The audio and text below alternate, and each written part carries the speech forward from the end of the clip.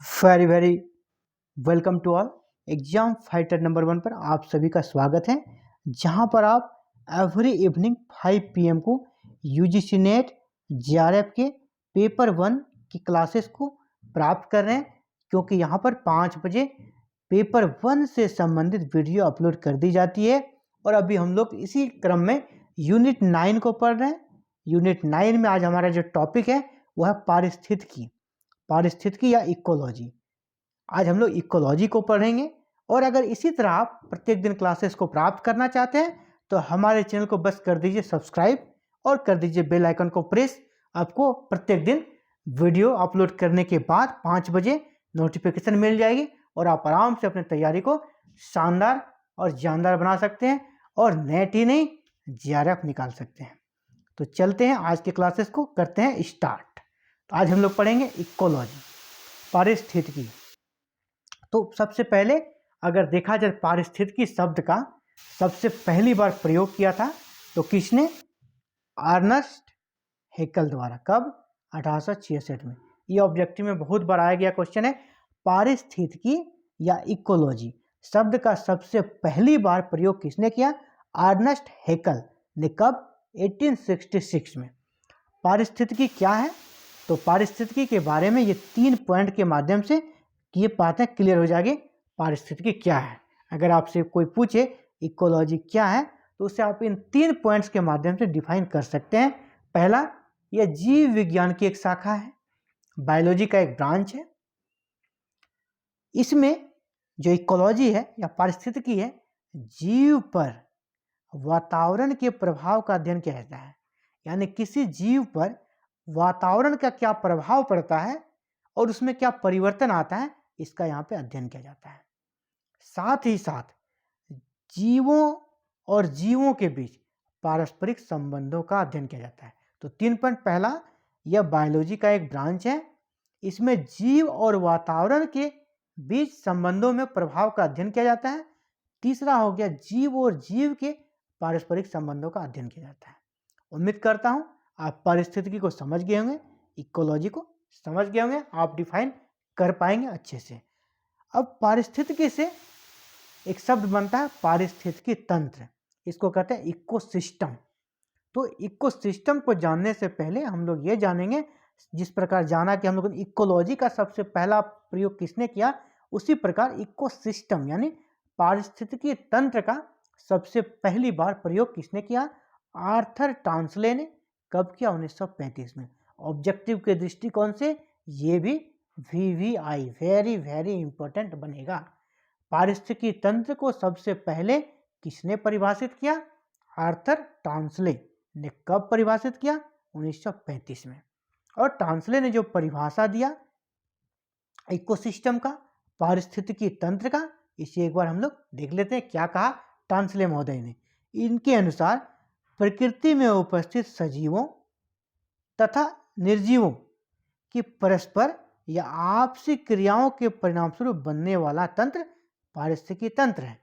इन्होंने कहा प्रकृति में यानी नेचर में उपस्थित सजीव, जो सजीव है यानी जिसमें जान है, एवं निर्जीव जिसमें जान नहीं है, कि परस्पर सजीव और निर्जीव के आपसी क्रियाओं के या सजीव और सजीव के बीच आपसी क्रियाओं के परिणामस्वरूप बनने वाला सिस्टम, तंत्र का सिस्टम ही पारिस्थितिकी तंत्र कहलाता है। यानी सजीव और निर्जीव के बीच आपसी क्रियाओं के परिणामस्वरूप बनने वाला संबंध या सजीव और सजीव के बीच बनने वाला सिस्टम, तंत्र पारिस्थितिकी तंत्र कहलाता है। और ये तंत्र किसी ने बनाया नहीं, ये नेचुरल है, प्राकृतिक है। अब इसका हम लोग डिटेल में परिभाषा देखते हैं, आखिर पारिस्थितिकी तंत्र होता क्या है। इसके पहले हम लोग, उसके बाद हम लोग इस चित्र के बारे में डिस्कस करेंगे और पारिस्थितिकी तंत्र के बारे में और जो भी हमारे अंदर जो कन्फ्यूजन की स्थिति रहेगी वो क्लियर हो जाएगा। तो सबसे पहले इनकी परिभाषा को डिटेल में देखते हैं, आखिर पारिस्थितिकी तंत्र क्या होता है। इस पर्यावरण में, पर्यावरण हम लोग समझ चुके हैं पिछले क्लास में, इस पर्यावरण में उपस्थित जैविक समुदाय तथा निर्जीव परिस्थितियों में पारस्परिक क्रिया तथा पदार्थों का आदान प्रदान होता है। दूसरे शब्दों में, यहाँ तक हो गया परिभाषा। अगर इसको दूसरे तरीके से परिभाषित करें, जीवित पौधे और जंतु और निर्जीव परिस्थितियां एक दूसरे पर आश्रित हैं और दोनों मिलकर एक ऐसा अस्थायी तंत्र बनाते हैं जिनके विभिन्न संगठक एक मशीन के पुर्जे की तरह कार्य करता है तथा एक समन्वित इकाई बनाते हैं जिसे पारिस्थितिकी तंत्र या इकोसिस्टम कहा जाता है। अब इसको हम लोग अच्छा से तोड़ मरोड़ के डिफाइन करने का प्रयास करेंगे, क्या बोला जा रहा है। इस पर्यावरण आप लोग समझ रहे हैं, जैविक समुदाय, यानी जैविक समुदाय में कौन आ गया, हम आ गए, आप आ गए, और हर एक प्रकार के जीव जंतु, यहाँ तक कि ग्रीन प्लांट, हरे पौधे, तथा निर्जीव परिस्थितियां क्या हो गया, जल, वायु, जल हो गया, हवा हो गया, इनके बीच पारस्परिक क्रिया होती है कि नहीं। जीव हैं, हम लोग क्या करते हैं, CO2 छोड़ते हैं, उस CO2 को कौन लेता है, हमारा वायुमंडल में जाता है। CO2 कहाँ जाता है, वायुमंडल में, और फिर वो हम पौधा जब क्या छोड़ता है उधर से, ऑक्सीजन, उस ऑक्सीजन को हम लोग लेते हैं। यानी जीवों के बीच, जीव और जीव के बीच अंतरक्रिया होती है, पारस्परिक क्रिया होती है। पौधा और हम लोगों के बीच पारस्परिक क्रिया हो रही है। पौधा क्या कर रहा है, CO2 छोड़ रहा है, पौधा O2 छोड़ रहा है, ऑक्सीजन छोड़ रहा है, और हम लोग ऑक्सीजन ले रहे हैं। अब इस पर हम लोग CO2 छोड़ रहे हैं और पौधा उसे ले रहा है, यानी दोनों के बीच पारस्परिक क्रिया हो रही है। सजीव यानी जैविक समुदाय और जैविक समुदाय के बीच क्रिया हो रही है। इसी प्रकार सूरज का प्रकाश आ रहा है, उससे पौधे क्या कर रहे हैं, अपने प्रकाश संश्लेषण, फोटोसिंथेसिस के माध्यम से भोजन प्राप्त कर रहे हैं और खुद को जिंदा रख रहे हैं, और पौधों के माध्यम से हम लोग जिंदा रह रहे हैं। तो यानी सूर्य का रोशनी क्या है, एक निर्जीव परिस्थिति है। सूरज का रोशनी एक निर्जीव परिस्थिति है। तो उस निर्जीव परिस्थिति और पौधों के बीच एक पारस्परिक क्रिया हो रही है। अर्थात ये क्या हो रहा है कि जैविक समुदाय और निर्जीव परिस्थितियां, यानी पौधा है जैविक समुदाय और सूर्य का रोशनी है निर्जीव परिस्थिति, दोनों के बीच पारस्परिक क्रिया हो रही है और पदार्थों का आदान प्रदान हो रहा है। और हम लोग ये भी देखें, जैविक समुदाय और जैविक समुदाय के बीच भी पदार्थों का आदान प्रदान हो रहा है। कैसे कि हम लोग जैविक समुदाय में आते हैं, मनुष्य, हम लोग CO2 छोड़ते हैं, उस CO2 को पौधे लेते हैं और पौधे ऑक्सीजन को छोड़ते हैं और जिसे हम लोग लेते हैं। यानी दोनों के बीच भी, जैविक समुदाय और जैविक समुदाय के बीच में पदार्थों का आदान प्रदान हो रहा है। क्लियर है ये डेफिनेशन। अर्थात इस बार फिर से एक बार पढ़ते हैं, इस पर्यावरण में उपस्थित जैविक समुदाय तथा निर्जीव परिस्थितियों में पारस्परिक क्रिया तथा पदार्थों का आदान प्रदान होता है। आप बिल्कुल उदाहरण के साथ इस चीज को समझ गए। इसी को दूसरे शब्दों में अगर हम कहें, दूसरे स्टाइल में कहें, जीवित पौधे और जंतु, जो पौधे जीवित और जंतु, और उसकी निर्जीव परिस्थितियां आप समझ रहे हैं, सूर्य का रोशनी, जल, वायु एक दूसरे पर आश्रित हैं।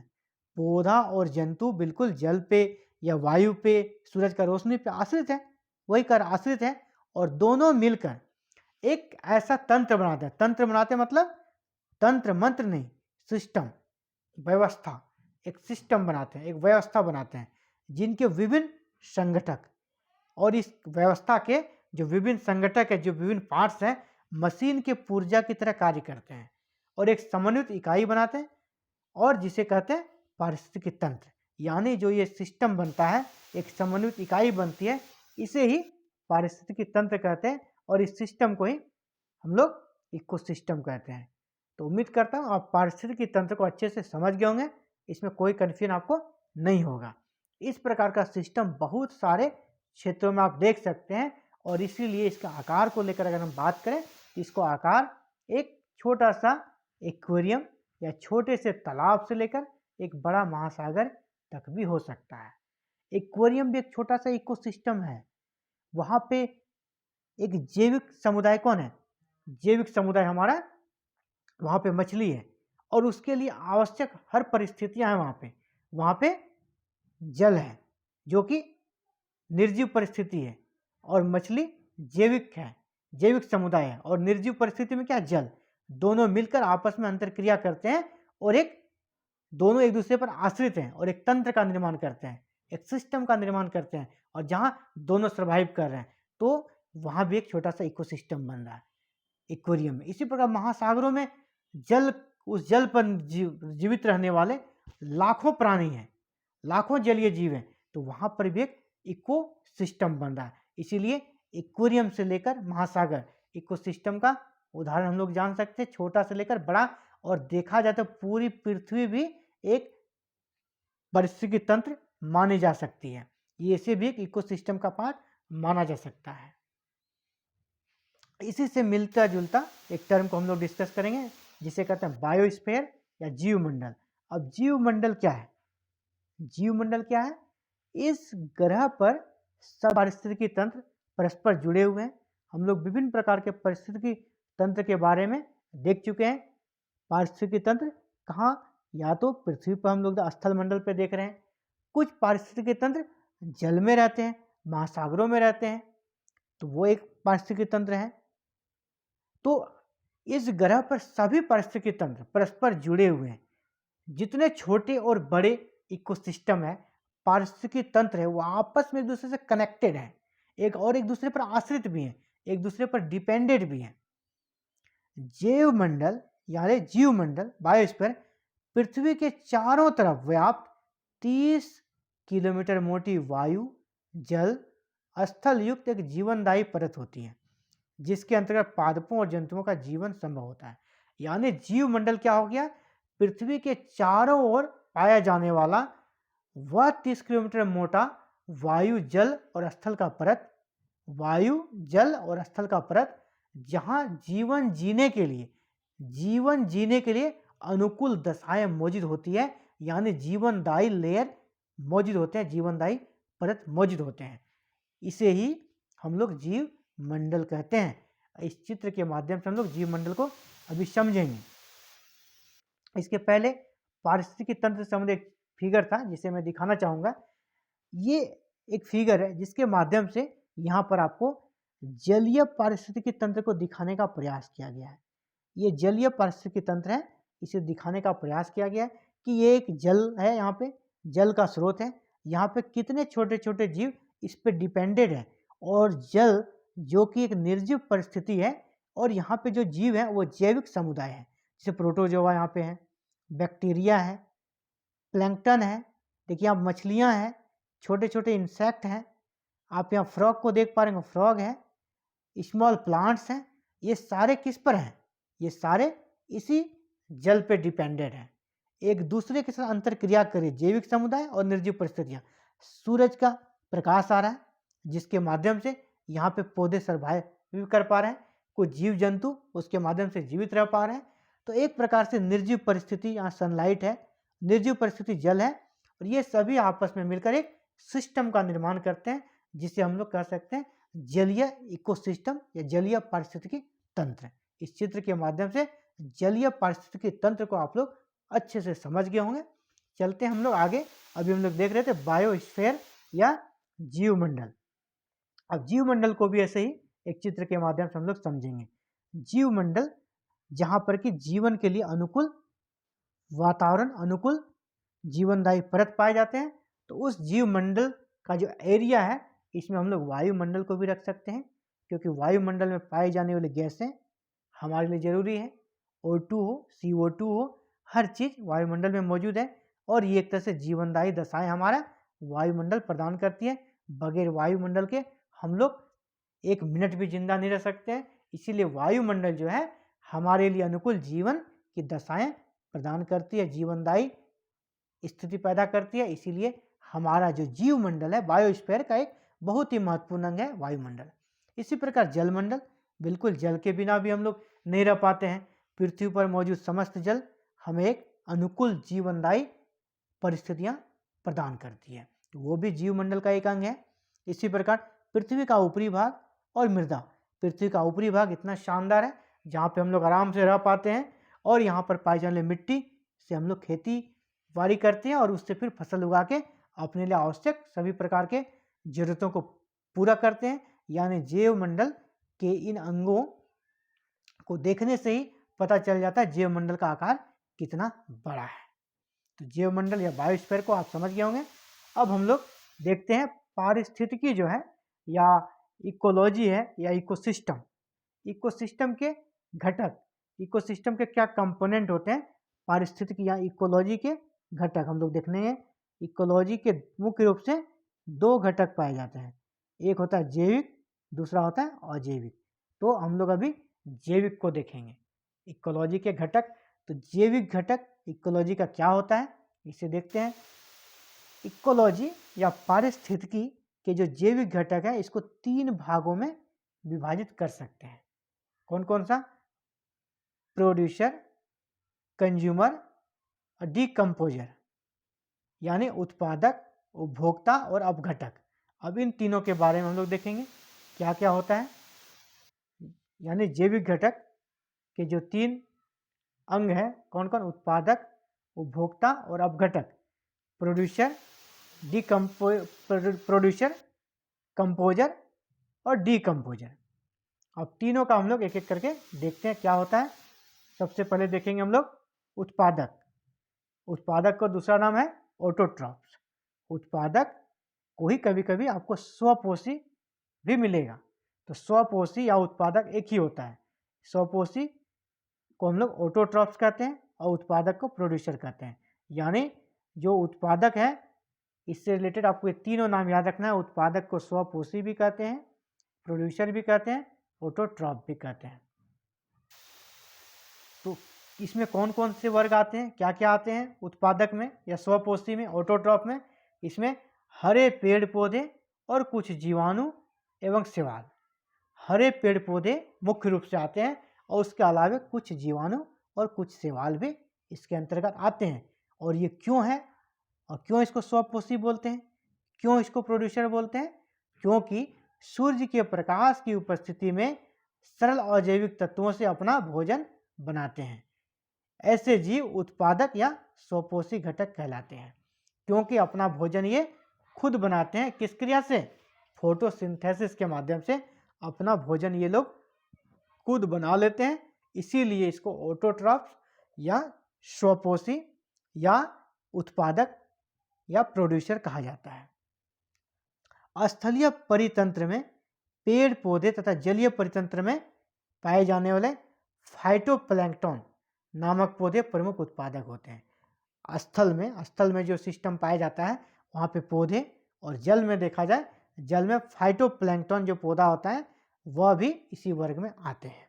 ऑब्जेक्टिव के दृष्टिकोण से इन चीज़ों को आप लोग याद रखेंगे कि प्रोड्यूसर वर्ग में किसे रखते हैं। तो मेनली जो होते हैं वो हरे पौधे होते हैं, और जलीय परितंत्र में अगर देखा जाए तो फाइटोप्लैंक्टन भी होते हैं। अब होता है उपभोक्ता या कंज्यूमर। नाम से स्पष्ट है कंज्यूमर।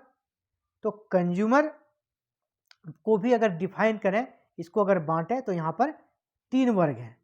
उपभोक्ता वर्ग का तीन वर्ग हैं, और इसको हम लोग तीन वर्गों में क्या क्या कहते हैं? प्राथमिक उपभोक्ता, द्वितीयक उपभोक्ता और तृतीयक उपभोक्ता। प्राथमिक उपभोक्ता का जो दूसरा नाम है प्राथमिक उपभोक्ता, इसे हम लोग शाकाहारी भी कहते हैं। वे जीव जो अपने भोजन के लिए पौधों पर निर्भर रहते हैं उन्हें प्राथमिक उपभोक्ता कहते हैं। यानी जो अपने भोजन के लिए किस पर निर्भर रहता है? पौधों पर, उसे प्राथमिक उपभोक्ता कहते हैं। इसमें एग्जाम्पल में गाय, बकरी, खरगोश, हाथी, हिरन, और ये सभी क्या होते हैं? शाकाहारी। इसका दूसरा नाम हम कह सकते हैं, अगर प्राथमिक उपभोक्ता का दूसरा नाम क्या होता है तो शाकाहारी। शाकाहारी वर्ग इसी में आते हैं, शाकाहारी। इसी प्रकार इसका जो प्रोड्यूसर का दूसरा है वो है द्वितीयक। कंज्यूमर का जो दूसरा, इसको अगर बांटे हम, दूसरा इसका जो पार्ट है वो है द्वितीयक उपभोक्ता। और द्वितीयक उपभोक्ता को हम लोग दूसरा नाम इसको मांसाहारी भी कहते हैं, क्योंकि यहाँ पर जितने भी उदाहरण हैं सभी मांसाहारी जीवों का है, इसीलिए इसको मांसाहारी भी कह सकते हैं। वे जीव जो अपने पोषण यानी भोजन के लिए प्राथमिक उपभोक्ता, प्राथमिक उपभोक्ता में कौन थे? गाय, बकरी, खरगोश, हाथी, हिरन, इन पर निर्भर रहते हैं, उसे हम लोग क्या कहते हैं? द्वितीयक उपभोक्ता इसमें सांप, भेड़िया आदि आते हैं, मांसाहारी इसको कह सकते हैं। और तृतीयक उपभोक्ता यानी थर्ड कंज्यूमर में वो आते हैं जो अपने पोषण के लिए प्राथमिक एवं द्वितीय उपभोक्ता दोनों पर निर्भर रहते हैं। यानी 1 नंबर वाला भी पर और 2 नंबर, यानी इस पर भी निर्भर रहता है और इस पर भी निर्भर रहता है, दोनों पे। तो उसको हम लोग क्या कहते हैं, तृतीयक उपभोक्ता।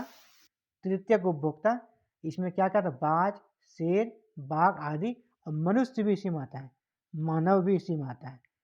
इसीलिए और इसका दूसरा नाम जो है तृतीयक उपभोक्ता का, उसको हम लोग कह सकते हैं सर्वाहारी। इसमें मनुष्य भी इसी में आता है, सर्वाहारी में, तृतीयक। इसलिए मनुष्य किस प्रकार का कंज्यूमर में आता है, तो थर्ड कंज्यूमर में, तृतीयक उपभोक्ता में। इसके बाद जो तीसरा पार्ट था हमारा इसका, तो वो है अपघटक या मृत जीवी, डीकम्पोजर और सेप्रोफाइट। इसके अंतर्गत मुख्य रूप से बैक्टीरिया और कवक आता है। बैक्टीरिया और कवक आता है जो अपने भोजन के लिए मृत एवं कार्बनिक पदार्थों पर निर्भर रहते हैं। ये जो भोजन इनको मिलता है, कहाँ से मिलता है, मृत जीव जंतु और कार्बनिक पदार्थों से इसे अपना भोजन मिलता है। तो इस प्रकार हम लोग देख चुके हैं कि जो पारिस्थितिकी के 2 घटक होते हैं, जैविक और अजैविक। फिर हम लोग जैविक का अलग अलग पार्ट्स को देख रहे थे और इसके तीनों पार्ट्स को हम लोग देख चुके हैं। अब अजैविक घटक को देखेंगे। पारिस्थितिकी या इकोसिस्टम का जो दूसरा घटक है वो अजैविक घटक कहते हैं उसको, एबायोटिक कंपोनेंट। तो अजैविक घटक या एबायोटिक क्या क्या आते हैं, अजैविक घटक ये ऐसे घटक है जिसमें जीवन नहीं होता, इसमें जीवन नहीं होता है, किंतु यह जैविक घटकों के विकास के लिए आवश्यक होते हैं। इसके अंतर्गत निम्नलिखित कारक होते हैं। अजैविक घटक में जीवन नहीं होता है, लेकिन जैविक घटक के लिए जो हम लोगों ने पहले पढ़ा, जैविक घटक, और जैविक घटक में क्या क्या पढ़ा हम लोगों ने, 3 वर्ग, प्राथमिक उपभोक्ता, द्वितीयक उपभोक्ता और तृतीयक उपभोक्ता। इन सब के विकास के लिए ये जो अजैविक घटक है वो आवश्यक है। तो और इसके अंतर्गत निम्नलिखित कारक होते हैं। कौन कौन से इसके अंतर्गत शामिल होते हैं, इसको हम लोग देखते हैं। भौतिक कारक, अकार्बनिक कारक और कार्बनिक कारक, फिजिकल फैक्टर, इनऑर्गेनिक फैक्टर और ऑर्गेनिक फैक्टर। अब एक एक करके इनके बारे में इनका एग्जाम्पल, जैसे कि हम लोगों ने प्राथमिक उपभोक्ता का उदाहरण देखा, द्वितीयक उपभोक्ता का उदाहरण देखा, तृतीयक का उदाहरण देखा, और उसी प्रकार अब हम लोग भौतिक कारक, कार्बनिक कारक और अकार्बनिक कारक का उदाहरण के माध्यम से समझने का प्रयास करेंगे कि इनके अंतर्गत कौन कौन सी चीज़ें शामिल की जाती है। तो भौतिक कारक, भौतिक कारक में क्या क्या होता है, तापमान, आर्द्रता, प्रकाश, वायुमंडल, दाब और स्थलाकृति। इसी प्रकार अकार्बनिक में क्या क्या आता है, अकार्बनिक में जल, वायुमंडलीय गैस, मिट्टी, खनिज और चट्टान। फिर कार्बनिक कारक में कौन कौन सा आता है, प्रोटीन, कार्बोहाइड्रेट और वसा। तो इनसे रिलेटेड आपको ऑब्जेक्टिव क्वेश्चन पूछे जाते हैं। कि अब हम लोग ऑब्जेक्टिव क्वेश्चन के बारे में डिस्कस करेंगे, किस प्रकार से प्रश्न पूछे जा सकते हैं। सबसे पहले यहीं से शुरू करते हैं हम लोग अजैविक घटक से। आपसे पूछा जाएगा तापमान। तापमान इकोसिस्टम में किस प्रकार का घटक है। तो सबसे पहला प्रश्न बनेगा यहाँ से अजैविक घटक है, सबसे पहला अजैविक घटक है। अब पूछा जा सकता है और अंदर जाके अगर पूछा जाए तापमान अजैविक घटक के में किस प्रकार के कारक हैं, तो भौतिक कारक। आपसे पूछा जाएगा जल, जल इकोसिस्टम के किस घटक का अंग है, जैविक या अजैविक। तो आप तो अजैविक समझ लेंगे। अगर आपसे ये पूछा जाए जल अजैविक घटक में से कौन किस कारक के अंतर्गत आता है, तो अकार्बनिक कारक के अंतर्गत आता है। इसी प्रकार आपसे अगर ये पूछा जाए प्रोटीन या कार्बोहाइड्रेट, इन तीनों के बारे में कुछ भी पूछा सकता है। प्रोटीन अजैविक घटक के किस कारक का अंग है, तो कार्बनिक कारक। तो यहाँ पे बहुत सारे प्रश्न बन सकते हो। देखा जाए तो पूरा इकोसिस्टम जो है इकोलॉजी से, इससे 400 से 500 प्रश्न बन सकते हैं। बहुत बड़ा चैप्टर होता है ये। आपसे यहाँ भी पूछा सकता है कि अजैविक घटक को कुल कितने वर्गों में बांटा गया है, कितने कारकों में बांटा गया है, तो 3 कारकों में। ये 3 से कारक कौन कौन है? भौतिक कारक, कार्बनिक कारक और अकार्बनिक कारक। इसी प्रकार ये पूछा सकता है कि आपको जैविक घटक के मुख्य रूप से कौन कौन से अंग होते हैं? तो उत्पादक, उपभोक्ता और अपघटक, यानी प्रोड्यूसर, कंज्यूमर एंड डिकम्पोजर, इसके 3 अंग होते हैं। आपसे ये पूछा जा सकता है ऑब्जेक्टिव में एग्जाम्पल, ये जो एग्जाम्पल है, गाय किस प्रकार के उपभोक्ता श्रेणी में आता है? तो प्राथमिक उपभोक्ता। आपसे पूछा सकता है सांप किस में आएगा? द्वितीयक उपभोक्ता। मनुष्य किस में आएगा? तो तृतीयक उपभोक्ता। इस प्रकार से बहुत सारे प्रश्न यहाँ से बन सकते हैं। इसीलिए इस चैप्टर को अच्छे से करना है, क्योंकि ये बड़ा चैप्टर है और 5 ही प्रश्न आने हैं। तो 5 प्रश्न आपसे किसी भी प्रकार से पूछा जा सकता है। और सबसे पहले ही हम लोगों ने डिस्कस किया कि ये जो डेफिनेशन सबसे पहले पारिस्थितिकी का किसने दिया? पारिस्थितिकी का डेफिनेशन सबसे पहली बार अर्नस्ट हैकेल ने दिया। पारिस्थितिकी तंत्र का सबसे पहले किसने दिया? आर्थर टांसले ने दिया। इन सब चीज़ों को आप आराम से ऑब्जेक्टिव रूप में तैयार करके अगर आप रखते हैं, जितना इसमें है उतना ही अगर रखते हैं, तो आपसे एक भी प्रश्न छूटने वाला नहीं है। उम्मीद करता हूँ आज का वीडियो आपके लिए बिल्कुल फायदेमंद रहेगा और आशा ही नहीं पूर्ण विश्वास है कि आप एग्जाम में यहाँ से अगर प्रश्न आते हैं तो उसे 100% सही करके आएंगे। इसी के साथ तो आप लोगों से विदा लेता हूँ। Thank you for watching this video and connecting with exam fighter number 1।